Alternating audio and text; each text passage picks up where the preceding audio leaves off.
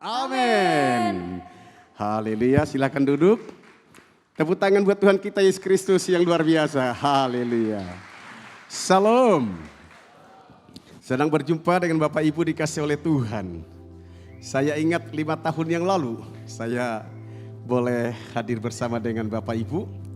Sebabnya terima kasih buat Bapak Gembala, Bapak Irfan Yonatan yang telah memberi kesempatan dan undangan bagi saya.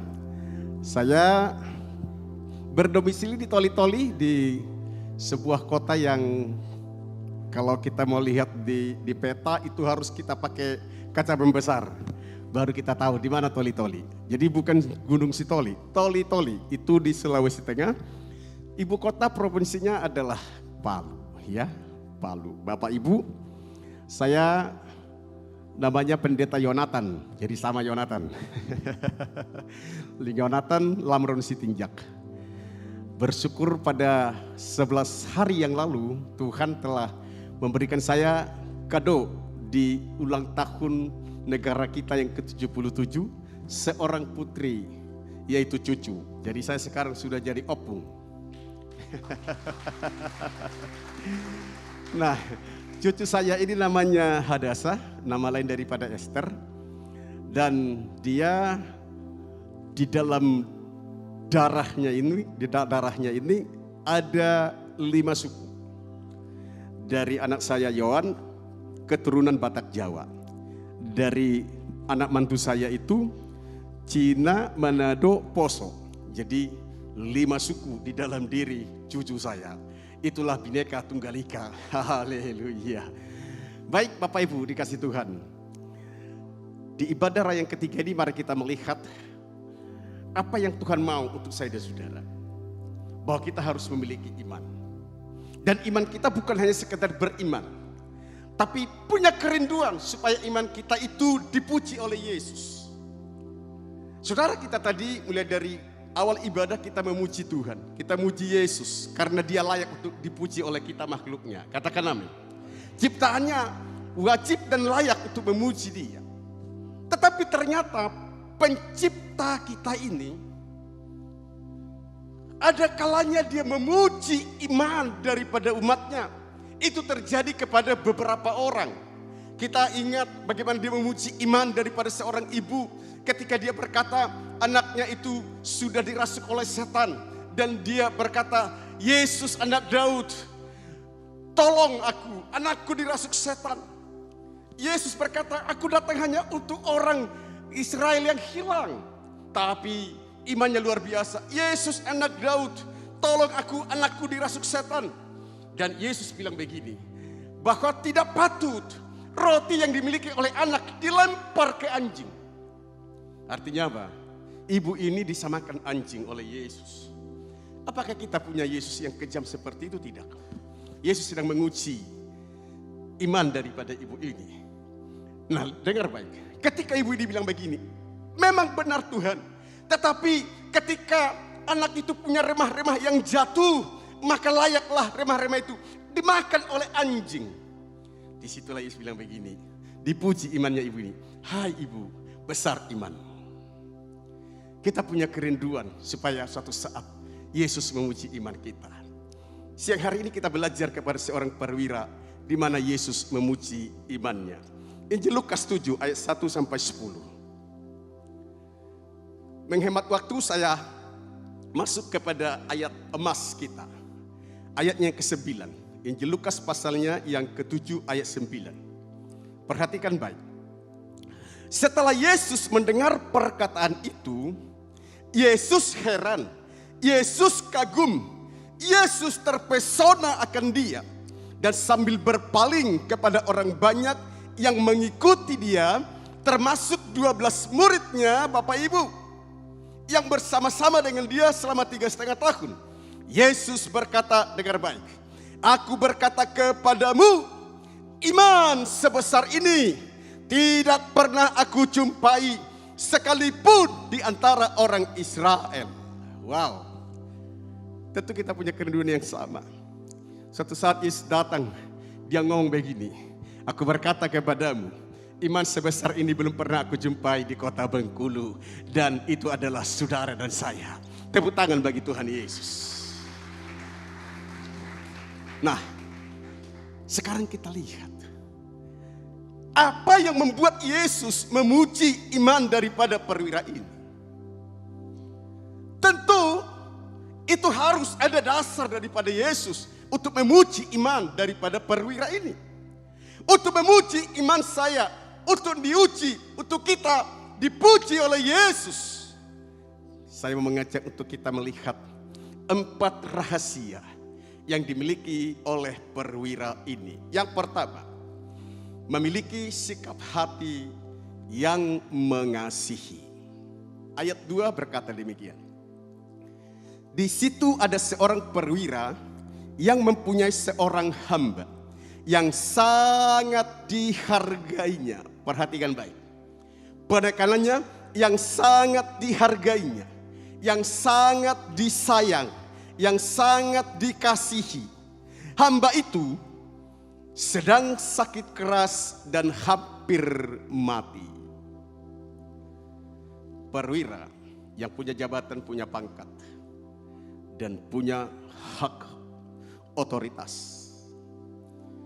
Ternyata dia memiliki hati yang mengasihi. Dia mengaplikasikan ajaran Yesus untuk mengasihi sesamamu seperti dirimu sendiri. Status yang begitu luar biasa jaraknya. Perwira dengan pembantu. Nah, kalau bahasa Batak daripada pembantu itu hatoban. Dengar baik. Ternyata perwira ini begitu luar biasa mengasihi pembantunya ini, mengasihi budaknya ini yang sedang sakit keras dan hampir mati. Sebenarnya sangat tidak masuk akal. Simpel saja sebenarnya bagi perwira ini. Ya udah, kalau kau mati, banyak pembantu, banyak hamba-hamba yang bisa aku beli, yang bisa aku gaji. Tapi ternyata itulah yang membuat Yesus kagum kepada perwira ini. Karena dia memiliki hati yang mengasihi, hati yang peduli kepada sesamanya. Apalagi keadaan hamba dikatakan sedang sakit keras dan hampir mati. Yang dilakukan oleh perwira ini adalah apa? Mendatangkan dokter yang paling hebat pada saat itu. Dengan tujuan supaya hambanya ini sembuh. Itu tujuannya. Tetapi upayanya ini gak bisa. Tidak ada tabib, tidak ada dokter yang bisa menyelamatkan, yang bisa menyembuhkan daripada pembantu yang dikatakan hampir mati. Di ayat yang ketiga kita lihat. Dia mendengar tentang Yesus. Artinya apa? Perwira ini belum pernah berjumpa dengan Yesus. Karena dia adalah orang Roma alias orang kafir pada saat itu. Dia belum pernah bertemu dengan Yesus. Dia hanya mendengar kabar burung bahwa ada seorang pribadi yang bernama Yesus sanggup melakukan perkara yang besar, menyembuhkan orang yang sakit, membangkitkan orang yang mati, membuat orang berjalan yang lumpuh, dan membuat orang yang buta melihat, dan membuat orang yang tuli dapat mendengar. Itu informasi yang didengar oleh perwira ini. Maka di ayat keempat, dia ngomong begini kepada para penatua, tolong panggilkan Yesus itu datang ke rumahku. Kenapa? Hati yang mengasihi. Bagaimana saya dan saudara tentang hati mengasihi? Suami-suami masih tak mengasihi istrinya? Suami-suami katakan amin. Jangan waktu kita pacaran, waktu kita bulan madu luar biasa kasihnya ya. Digandeng kemana-mana gitu ya. Apalagi kalau orang berpacaran, wow, suap-suapan gitu, makan bakso gitu ya. Tapi adakah kita sampai sekarang masih suap-suapan? Menikah 10 tahun masih tetap juga cintanya seperti waktu pacaran? Kadang Bapak Ibu, kasih kita itu udah dingin. Kalau dulu waktu si pemuda, waktu si ayah itu merayu si ibu luar biasa. Dia pakai puisi. Dia bilang begini, Dinda, lihatlah bintang di langit. Berjuta-juta bintang di langit. Hanya satu yang terang.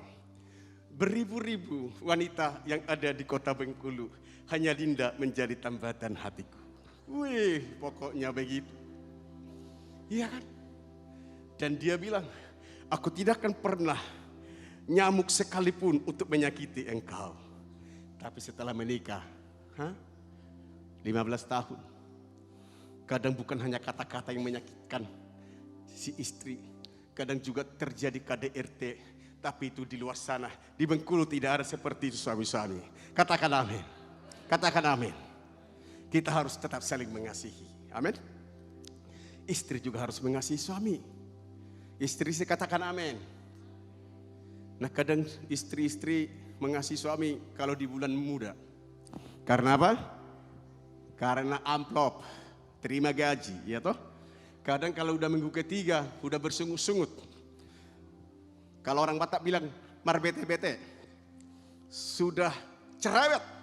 Udah bilang begini, Pak begini pengeluaran dan sebagainya gitu. Tapi kalau bulan muda tanggal 5, waduh kasihnya luar biasa. Pak udah datang Pak, capek ya, diurut gitu. Dia bilang ini, mau saya buatkan air panas untuk mandi Pak gitu. Coba kalau bulan tua, mana ada tawaran seperti itu. Tapi hari ini kita belajar kepada perwira ini. Katakan amin. Kita harus saling mengasihi. Saling mengasihi apa? Bisa menerima kelemahan pasangan kita. Bisa memahami kekurangan orang lain. Itu artinya saling mengasihi. Bukan saling menyerang. Tetapi saling menerima satu dengan yang lain. Ini yang dilakukan oleh perwira. Dia tidak melihat jabatannya, pangkatnya perwira. Tapi dia peduli kepada pembantu. Dia peduli kepada yang namanya budak. Karena dia menganggap dia pun adalah manusia seperti saya. Dia mempraktekkan ajaran Yesus. Jangan, kadang gereja Tuhan susah untuk mempraktekkan apa yang diajarkan oleh Yesus. Kadang kita cuma pintar berkhotbah, pintar menyampaikan firman tentang saling mengasihi. Itu yang dilakukan oleh perwira ini. Yang kedua, kenapa Yesus memuji iman perwira ini? Ayat 4 dan 5 berkata demikian. Mereka datang, yaitu tua-tua Yahudi, yaitu para diaken GBI Bengkulu, datang kepada Yesus. Dan dengan sangat mereka meminta pertolongannya. Katanya, ia layak engkau tolong. Yesus, perwira ini layak engkau tolong. Apa alasan daripada para tua-tua ini, para diaken ini, para majelis gereja ini berkata kepada Yesus bahwa perwira ini layak ditolong? Ayat 5 jawabannya. Sebab ia mengasihi bangsa kita. Dia mengasihi bangsa Yahudi. Padahal dia bangsa Roma. Dan dialah yang menanggung pembangunan rumah ibadat kami. Dialah yang menanggung sinagog di mana kami beribadah. Dialah yang membangun gereja di mana kami beribadah. Dialah yang memfasilitasi pasang AC, beli kursi, pasang monitor, dan juga semua alat-alat musik yang terbaik. Dialah yang menanggungnya. Yang ngomong itu para diaken. Yang ngomong itu para majelis. Yang ngomong itu pengurus gereja datang kepada Yesus. Ia layak engkau tolong.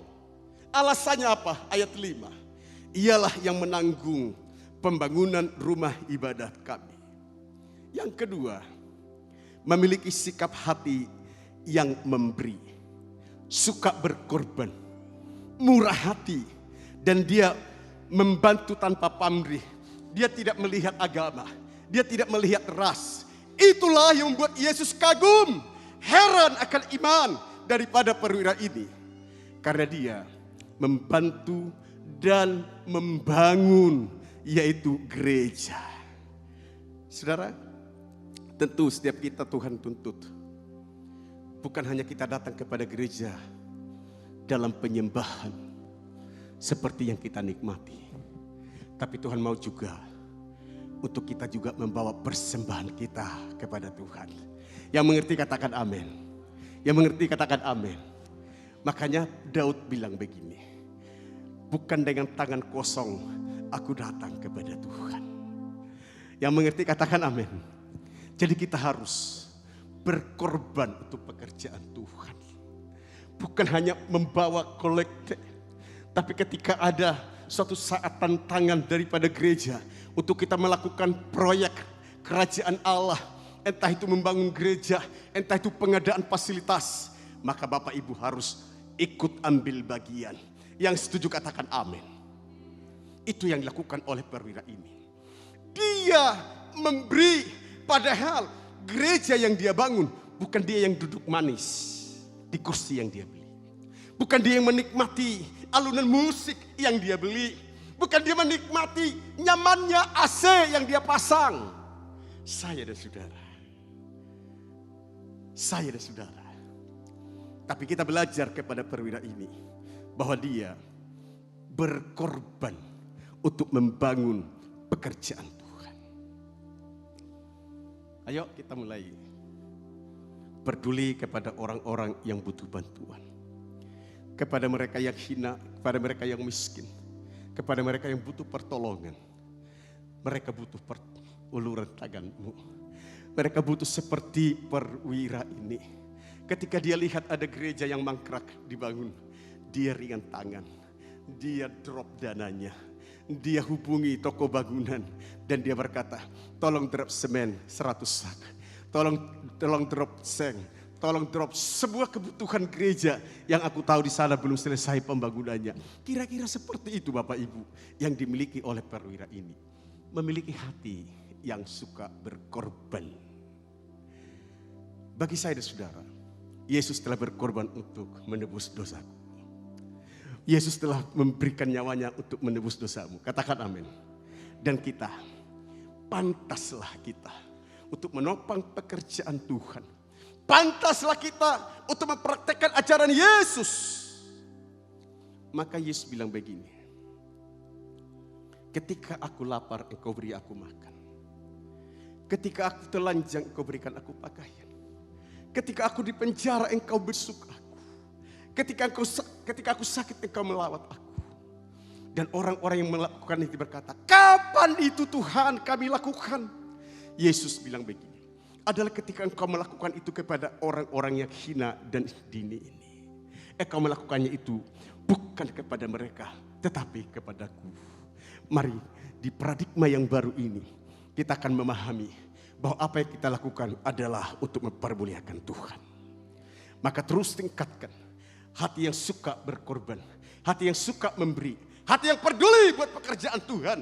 Proyek Allah adalah proyek mega, proyek yang besar.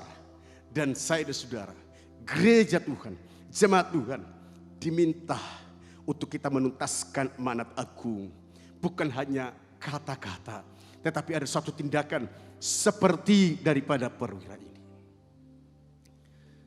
Saya percaya suatu saat Bapak Gembala kita tentu punya mimpi supaya punya gereja yang permanen. Katakan amin. Dan apabila itu nanti sudah mulai diwujudkan, maka semua jemaat harus mendukung dan mengambil bagian terlibat untuk pembangunan kerajaan Allah. Yang setuju tepuk tangan. Kita nantikan supaya satu saat GB Bengkulu Rayon 13 punya gereja tersendiri. Seperti Daud bermimpi dan berkata, aku akan membangun rumah Allah yang mewah. Dan itulah saya percaya itu menjadi mimpi daripada Bapak Gembala kita. Yang harus didukung bukan hanya para pengurus pengerja, para diaken, tapi semua jemaat yang tertanam di GBI ini. Yang ketiga, kenapa Yesus memuji iman daripada perwira ini? Yang ketiga, ayat 6 dan 7a. Lalu Yesus pergi bersama-sama dengan mereka. Ketika ia tidak jauh lagi dari rumah perwira itu menyuruh sahabat-sahabatnya untuk mengatakan kepadanya, Tuhan, janganlah bersusah-susah, sebab aku tidak layak menerima Tuhan di dalam rumahku. Sebab itu, aku juga menganggap diriku tidak layak untuk datang kepadamu. Kalau kita perhatikan ayat 6 dengan ayat 3 itu seolah-olah bertolak belakang. Di ayat 3 justru perwira ini datang kepada para tua-tua, para penatua, para diaken, para majelis. Tolong panggilkan Yesus supaya dia menjamah dan tumpang tangan kepada hambaku yang sedang sakit keras ini. Lihat ketika Yesus meresponi di ayatnya yang ke-5 dan ayatnya yang ke-6. Yesus pergi bersama-sama para diaken ini. Tetapi yang terjadi adalah apa? Perwira ini menyuruh sahabat-sahabatnya untuk menyongsong, yaitu rombongan Yesus yang sedang menuju ke rumahnya. Dan diberi pesan. Pesannya adalah apa? Katakan kepada Tuhan Yesus, janganlah bersusah-susah, sebab aku tidak layak menerima Yesus dan rombongannya di dalam rumah. Yang ketiga, memiliki sikap kerendahan hati. Walaupun dia seorang perwira yang punya kekuasaan di Kana, tapi itu tidak menjadi kebanggaannya. Itu bukan membuat dia menjadi orang yang arogan, ingin dihormati, ingin dipuji, ingin disanjung, ingin dihargai. Tapi justru dia ngomong, aku tidak layak menerima Tuhan di rumahku.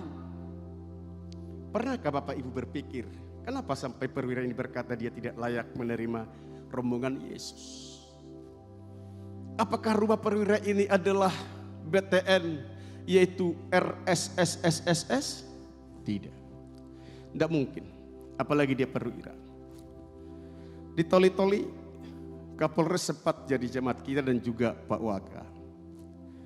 Kapolres itu punya kediaman yang dijaga 4 ajudannya. Di rumah itu 24 jam. Itu baru pangkat AKBP. Dan itu memang karena aturan daripada negara, pemerintah. Disiapkan supir, disiapkan penjaga, dan tidak sembarang orang masuk. Dan Bapak Ibu, tamu kita hamba Tuhan.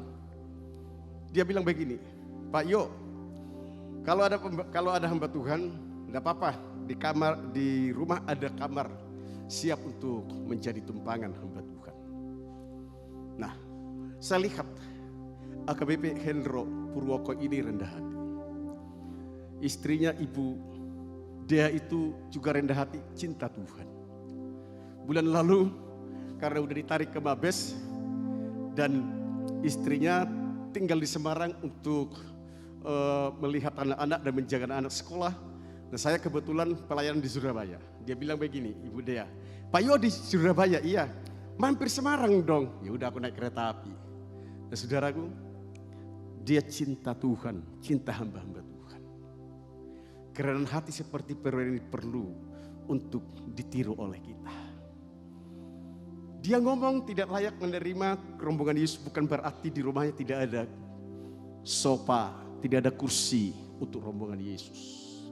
Saya tahu pasti di ruang tamu daripada perwira ini ada sofa yang terbuat dari kulit.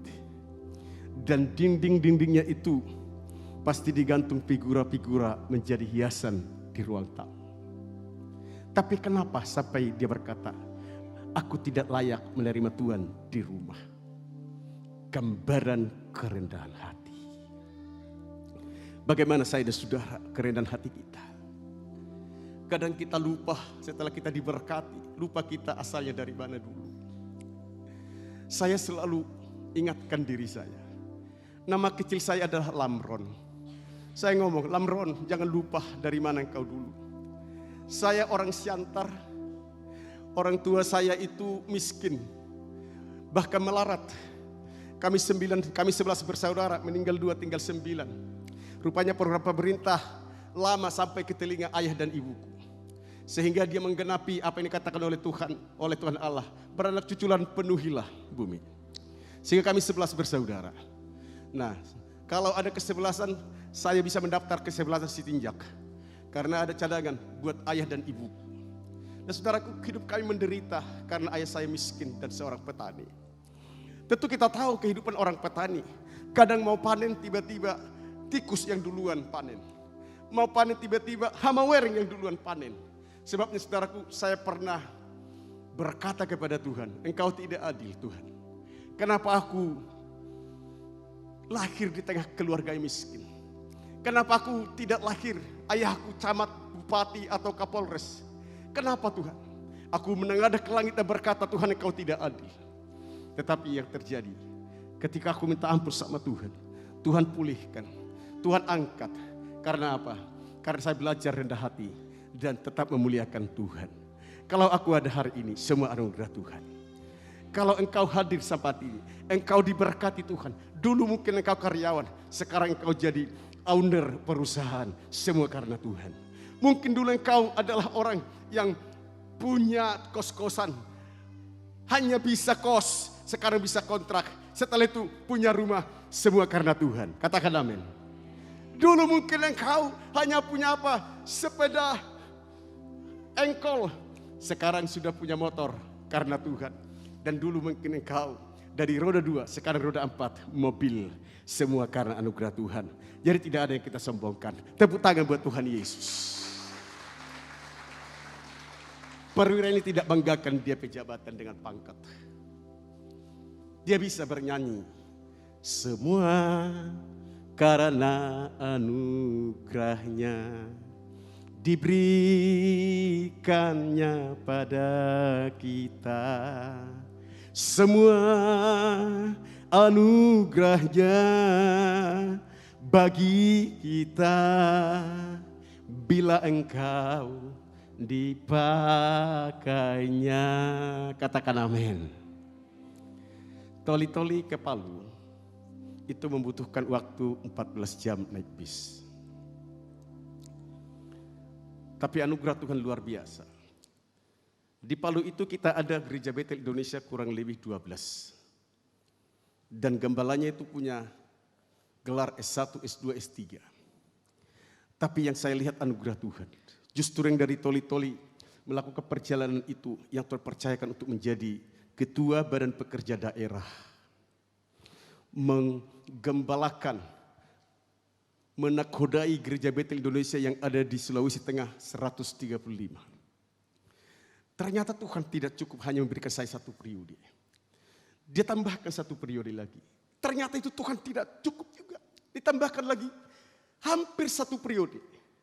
Saya Tuhan percayakan untuk menakodai gereja Betel Indonesia di Sulawesi Tengah 11 tahun.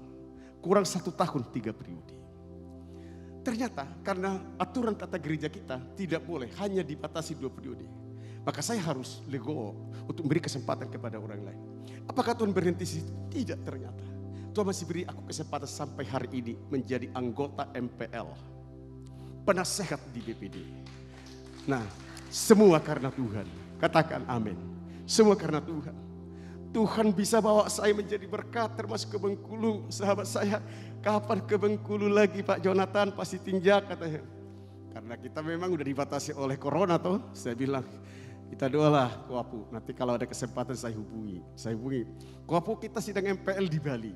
Kalau memang belum ada tamu, tanggal 28 saya bisa datang ke Bengkulu. Senang dia. Oke, kita tunggu. Itu sebabnya saya ada di sini karena Tuhan.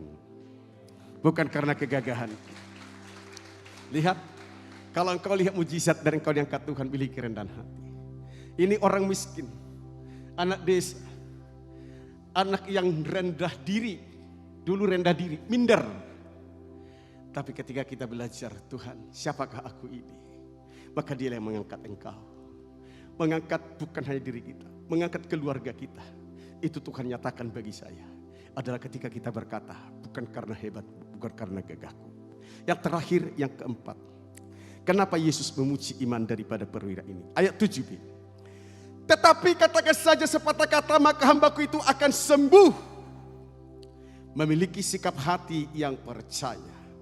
Yang keempat, yang membuat Yesus kagum kepada perwira ini, karena dia memiliki hati yang percaya. Dia ngomong sama Yesus di ayatnya ke-8. Karena aku ini perwira. Aku punya prajurit. Ketika aku ngomong pergi, dia akan pergi. Ketika aku ngomong datang, dia akan datang. Ketika aku perintahkan kerjakan ini, maka prajurit itu akan mengerjakannya. Artinya apa? Kuasa perkataan. Sebabnya perwira ini berkata, katakan saja sepatah kata, hambaku itu pasti sembuh. Dia percaya bahwa perkataan Yesus itu berkuasa. Tidak perlu Yesus harus tumpang tangan kepada pembantunya. Seberapa banyak saya dan saudara tidak mengalami mujizat hanya karena kadang kita ragu dengan firman Tuhan, dengan janji Allah. Tapi hari ini kita belajar kepada perwira ini. Walaupun dia tidak bertemu dengan Yesus, walaupun dia belum menjadikan Yesus Tuhan dan Juru Selamat dalam hidupnya, tetapi imannya telah bertumbuh. Sebabnya ketika Yesus mendengarkan di poin yang keempat, karena aku adalah perwira. Ketika aku ngomong kepada prajuritku, kerjakan, maka dia kerjakan. Pergi, maka dia pergi. Artinya apa?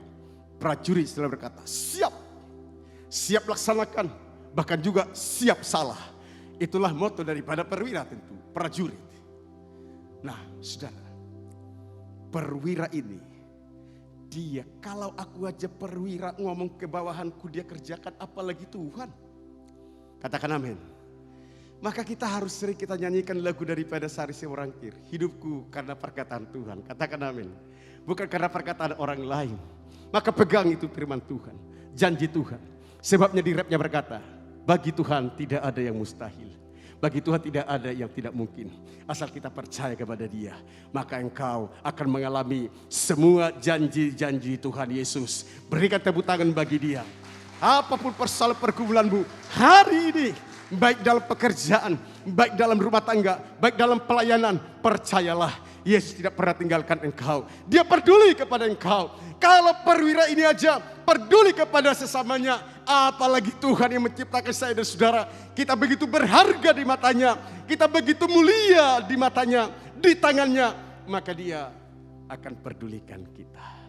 Walaupun kadang kita tidak mengerti dan tidak paham apa yang terjadi buat saya dan saudara, tapi Tuhan pasti nolong kita. Tuhan memberkati. Kita bagi berdiri, kita berikan tepuk tangan buat Dia, Raja segala raja.